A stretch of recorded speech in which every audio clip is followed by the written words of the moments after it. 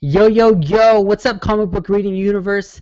It is I, your friendly neighborhood comic book reviewer, once again representing hashtag nerd swag, and I am here today to bring to you my staple stash for comics that were released on July 9th, 2014.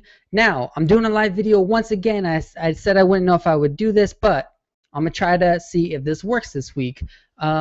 This week I have 9 comics to review for all you guys. I have 4 comics from Marvel. I have 3 comics from DC, and I have 2 comics from Image Comics. So I'm gonna break these down, and I'm gonna review them for you guys. And I will be giving away 3 comics this week, and they will all be from Marvel. And the reason why I'm picking these comics to give away as free digital codes is I think they're good jumping on points, and you don't have to be reading them currently to enjoy them. So, other than that, let's start this off. So the first comic I'm going to review for you guys is Avengers number 32. Now this is written by Jonathan Hickman with art by Lionel Francis Yu.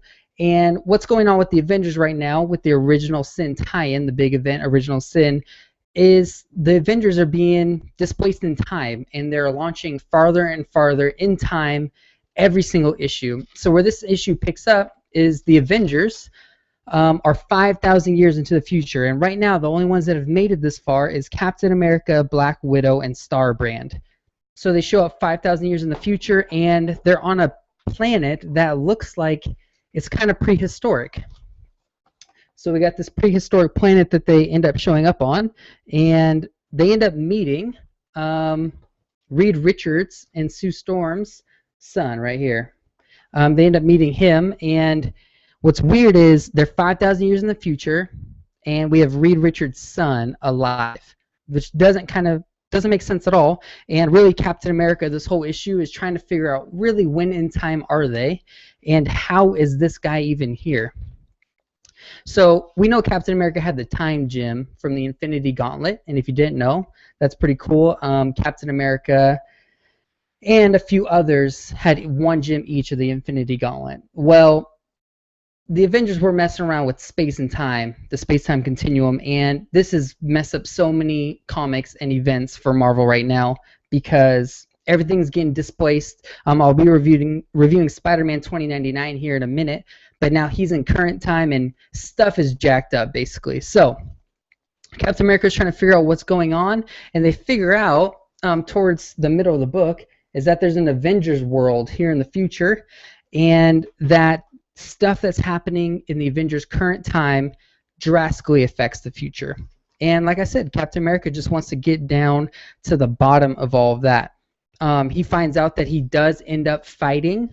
Tony Stark, and really it's a fight for who's going to get the future that they want, Iron Man or Captain America. Anyway, at the end of this, Captain America gets launched one more time into the future, and he gets launched 51,000 years into the future. And the only page we see is a black planet here. So we'll see what happens with Avengers going forward. Jonathan Hickman continues to write very convoluted stories, and he always writes very weird space-time continuum stories, and it's hard to follow along. So if you're not a reader of comics at this very moment and you're looking to start something up, this is not something I would recommend. Avengers is a big name. You think Marvel would put a writer on it that is more accessible to the general public, but super difficult. As a guy that's reading every single week, this thing still confuses me. So if I was to rate the Avengers number 32, I'd give the writing on this book an 8 out of 10, and I would give the art on this book probably a 7.5 out of 10. Pretty solid read if you've been reading this book. Since we're live right now, just a reminder to all you guys that are watching live, please submit comments and I will answer them throughout the show.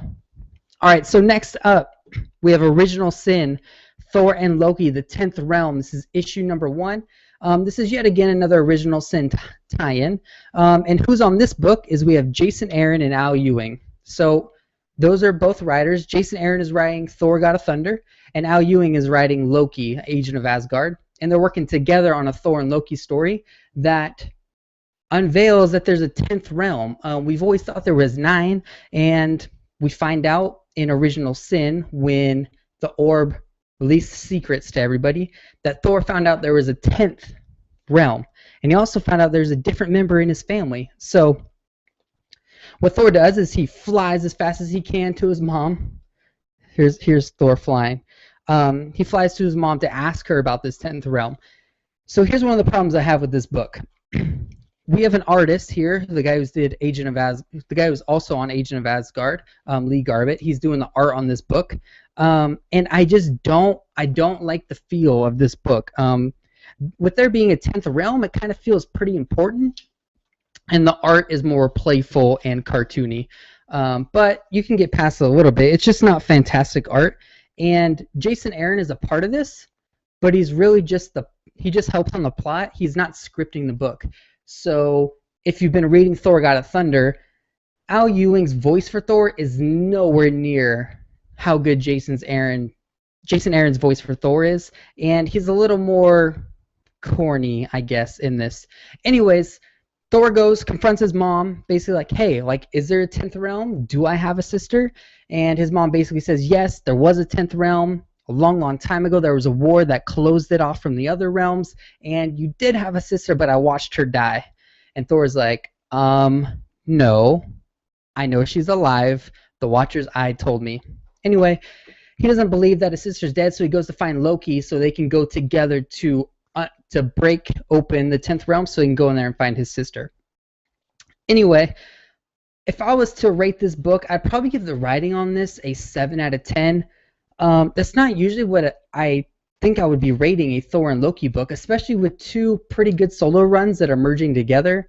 But it is issue number 1, and hopefully we get a little more in depth to this, and I feel like we get something out of it. But this issue was rocky, and it was about as rocky as Iron Man Hulk. That issue I thought was kind of pointless as well, but it had a little build up in this. Anyway, I'm going to be giving away a free digital code for this book. So if you answer the trivia question correctly, I will give you the free digital code. You just answer it down in the comments if you're on YouTube, or in the comments section of the Q&A on this Google Hangout. If you answer, the first one to answer, who is writing Thor God of Thunder, the comic book run that's currently out, I will shoot you over a free digital code so you can download this and read it on your iPad, iPhone, Android, whatever you'd like. But maybe you'll like it. So I'll give the writing a 7 out of 10. I'll give the art probably a 7.5 out of 10. All right, the next book I'm going to review is one that I didn't think I was going to pick up. I didn't want to pick up, but it's in my hands because I'm a comic book collector. So this is Spider-Man 2099. Now this is written by Peter David with art by Will Sliney. And Spider-Man 2099 is Miguel O'Hara. So he is Spider-Man in the future, and he rewrote his DNA to make 50% of his DNA the same as a spider's. So that's who Spider-Man 2099 is, Miguel O'Hara. In this book, I did not really care for too much. One thing I did like is that Spider-Man 2099 is really cool looking. Check out this cool splash here. It's not a splash page because it's not 2 pages, but that's some really cool art. His costume's just really wicked, but basically he, in the Superior Spider-Man storyline, got kicked back to 2014, and he's trying to save his future family's business. So his dad ends up being his dad in the future, kind of a thing, but he has to work for his dad or his grandfather without him knowing that it's his grandson, so he goes by a different name and is undercover, basically working for his family company. And then like a space or an agent of time from the future comes back to kill Spider-Man 2099 because he's in the wrong time continuum, basically. There's not much to this book. Here's another page. See, the writing or the art is just okay, and I would give the writing on this book, if I was to really score it, I'd probably give it a 6 out of 10, and I would give the art a 6.5 out of 10. There's not too much to this book. I'll probably continue to read it, but I might pick them up digitally because I'm not sure print is what I really need for this. Anyway, I'm going to be giving away a free digital code for this too. So, first person to answer in the comments or in the questions section of the Google Hangout. Spider-Man 2099. What is this character's real name? I've said it twice or 3 times already. First person to do that, I'll send you over a free digital code. So, cool. All right, next up, finally, a book I can get excited about with you guys is Daredevil. This is issue number 5. Now, this is written by Mark Waid with art by Chris Samney, coloring by Javier Rodriguez. I don't need to look at the book because this is one of the best teams that's out in comics today. The cover is great, and it gives a little bit about the story. We see a tombstone of Foggy Nelson. Foggy Nelson's climbing out of the grave. So, what's going on with Foggy Nelson?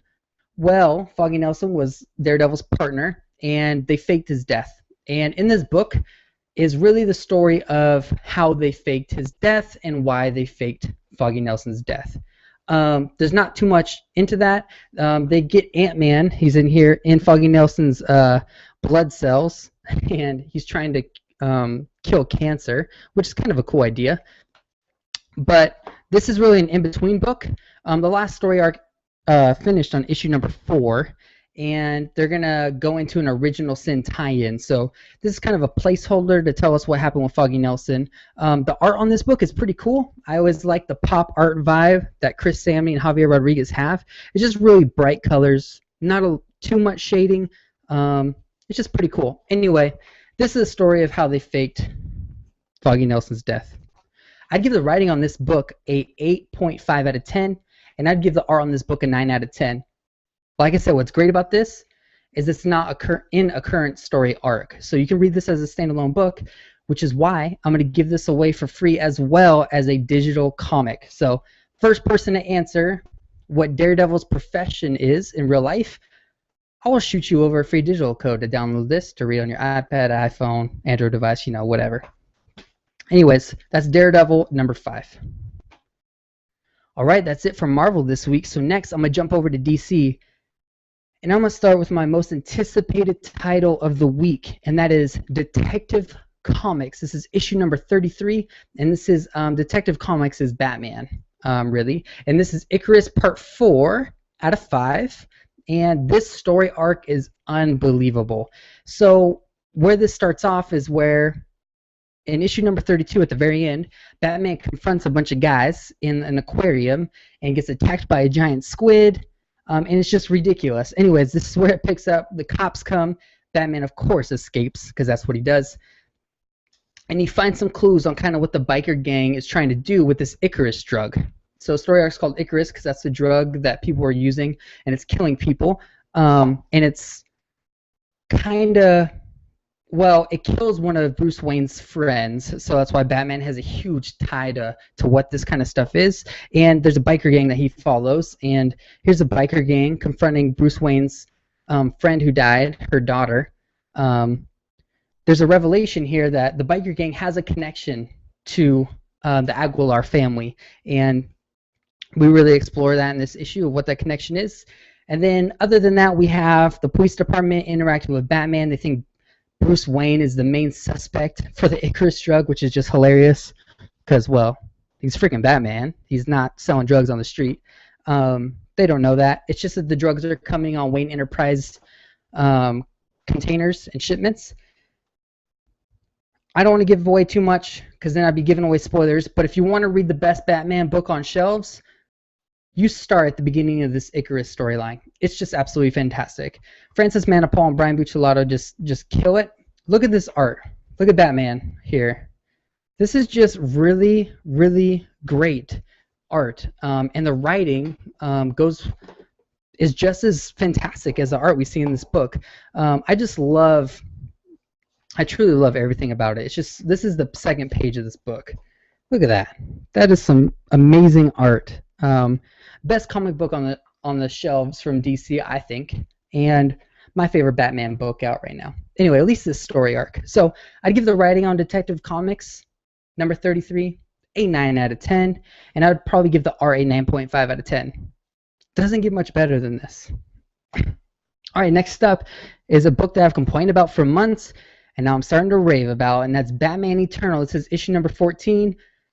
What this is about is Cobblepot confronts Carmine Falcone. They duke it out. They're fighting. In the middle of that, we get Jason Bard show up, and he's like, you fools are under arrest. And that's not good because Jason Bard's boss, the commissioner, is in with Carmine Falcone and kind of is a bad guy. So it doesn't really work out for him, and Jason Bard crosses a line that is not okay with Batman.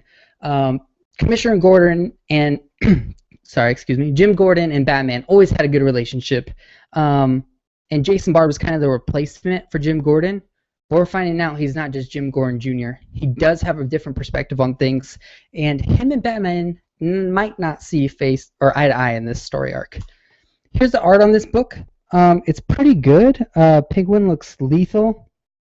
They show him on the cover here with blood dripping down into Batman, because in here he causes a lot of blood. It's a pretty violent issue compared to normal. This is written by, of course, James Tynion IV, and we have art on this by Jason Fabok, who's back on this book.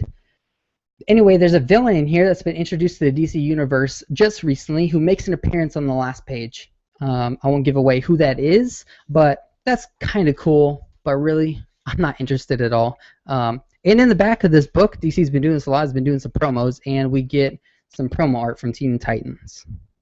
Anyway, I'd give the writing on Batman Eternal number 14 I'm giving it an 8 out of 10, and I'm going to give the art on this a 7 out of 10. The art wasn't fantastic, the writing was good, and I love the story progression on this. All right. Next up, I'm probably going to be the most hated comic book reviewer online, and fanboys, feel free to attack me. But the next issue I'm going to review is Grayson, number 1. This is written by Tim Seeley with art by Tom King, and yeah.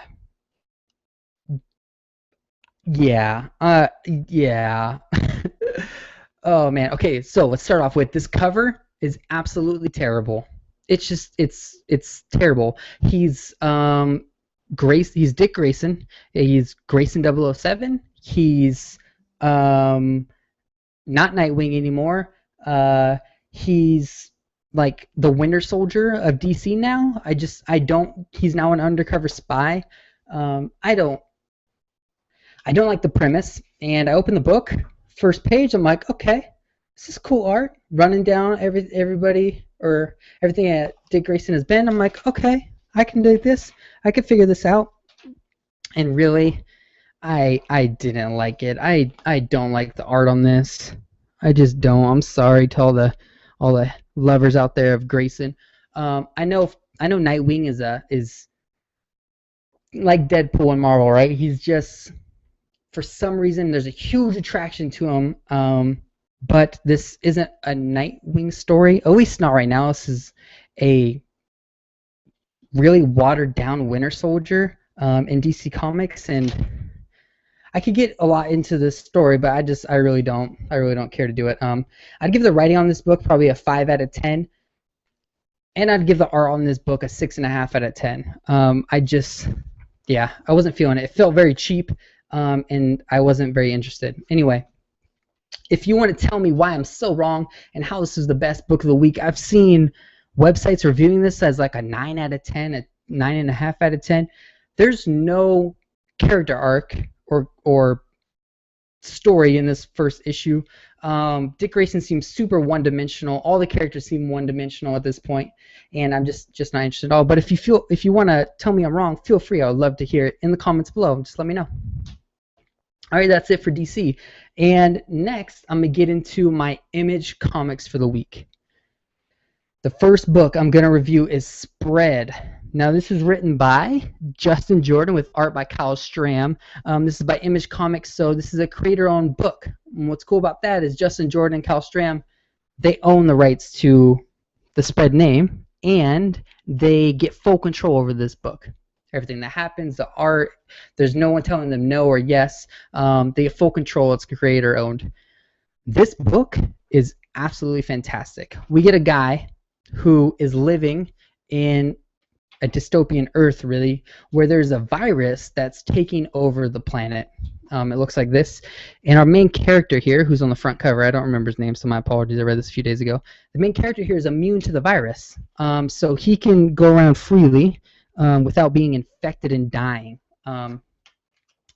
Now, this is him traveling, and he runs into a lady here. Hopefully I'm not giving away too much. She passes away. She dies. But she tells the main character that he needs to go find this baby. And so he's walking, he's looking for a group that took the baby, and he gets in a huge brawl with these characters. And it's pretty dang awesome. I really like the art in this. He's kind of like a Wolverine-ish looking character. And I just like the cool colors. I really enjoy it. And the only thing warm about it's the pops of red, because obviously they're in the snow. But he ends up finding this baby and finds out that this baby has kind of a special power, which is why this woman was protecting it. And the baby's name is Hope. So take that as what you will. Spread number 1 I thought was fantastic. Image has been killing it with number 1s lately. And to be honest, Image has the best books on the shelves. If you take, you know, a lineup of comics, Image probably has the most in the top 10, top 20. So spread number 1 I would highly recommend. I would give the writing on this a 9.5 out of 10. I was super impressed, and I'd give the art on this book a 9 out of 10.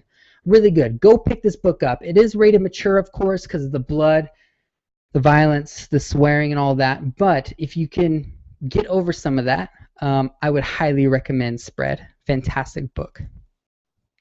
All right, and the last comic I'm going to review for you guys is The Walking Dead, issue number 129. I really wanted to start reviewing Walking Dead on my Staple Stash channel, but now I'm starting to have some trepidations that I will be giving away stuff for people that watch the show. So I started The Walking Dead as watching the show. I didn't start with the comics, and what I've done recently is I've started to try to start the books at issue number 1. And I also jumped on a 127, which is a starting on point that started a few years in the future, because there was an event that happened. It's called like All Out War or something. Anyway, a new story arc started on 127, so I hopped on. Now, I want to review this book, but I don't want to give away stuff for people who are watching the show and haven't read the comics that watch my comic book reviews. So I would love to get your guys' feedback down in the comments or in the questions on the Google Plus live hangout. Should I be reviewing The Walking Dead on the channel and be like, you know, it's comics, this is a comic review show, it's one of the most popular comics sold every month? Or should I not review it and just give it a score? Should I not even get into what this is sort of about or mention any characters, because then you'll find out if people are dead or alive. And they stay mildly true to the comic books in the show. Anyway, I'm just going to rate this book right now until I hear feedback from you guys. So I'm going to give The Walking Dead number 129 probably an 8.5 out of 10. And I'm going to give the art on this book an 8 out of 10. Really good book. Let me open to a random page. Hopefully you don't know which characters are who. Here, this might be all right. Really cool splash page. I just really enjoy it. Anyway, that's my comic book reviews for this week, guys. I hope you don't mind the live format. I got caught up again this week, which is, of course, unfortunate, but I want to thank you guys for watching. If you have any comments or questions or anything like that, please just leave them down below on the YouTube channel. And if you're watching this live, I actually don't see any questions right now, so let me go check some other stuff, some other pages to see if you've left any questions. But basically, I want to say thank you for watching my comic book reviews like you guys always do. You guys are super awesome. I really appreciate your support always. And remember to check our Facebook and our Twitter and all that, but no one cares about that business. Anyway, that was my comic book haul for this week. I gave away 3 comics. So if you're watching this live now, as soon as it's over, go check out the YouTube page at youtube.com/realnerdswag. I gave away 3 digital issues that nobody has answered yet. So check back on the video. Make sure you watch to get some free comic books. Other than that, thanks for watching as always, and I truly, truly appreciate your support. And I'll see you next week. Same Nerd Swag time, maybe not, and same Nerd Swag channel.